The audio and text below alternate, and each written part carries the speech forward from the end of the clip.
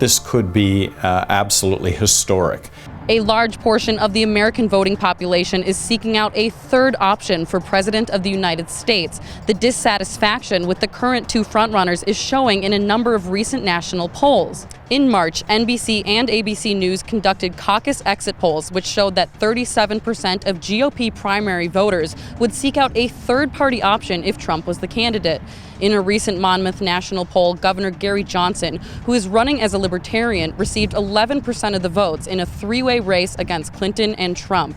Johnson is in Maple Grove, Minnesota, speaking at the Libertarian Party of Minnesota's state convention. In an interview with Alpha News, Johnson explains why he thinks he's rising in the polls. And it has to do with the dissatisfaction, really, of the two major parties. I mean, what difference does our vote make? They both seem to end up spending a whole lot of money. They both seem to be infringing on our abilities as individuals to make our own personal choices, and they both seem to be bent on military intervention that's making the worldwide terrorist situation worse, not better. And Johnson doesn't think that this momentum will end, explaining that if any candidate receives 15% in the polls, that they can participate on the national stage in the debates. But many are skeptical.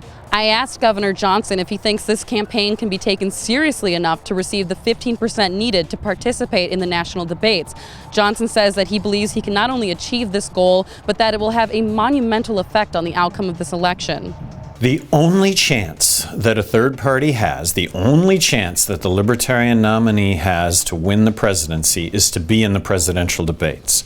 I think there is a very real possibility that the Libertarian nominee will be in the presidential debates. I think there's a good chance that that might be me. In the Libertarian Party of Minnesota's presidential caucus, Johnson won 75% of the votes among the other candidates. Be sure to subscribe to Alpha News as we continue to track all aspects and sides of the 2016 presidential election. Thank you for joining us. I'm Julia Aaron with Alpha News.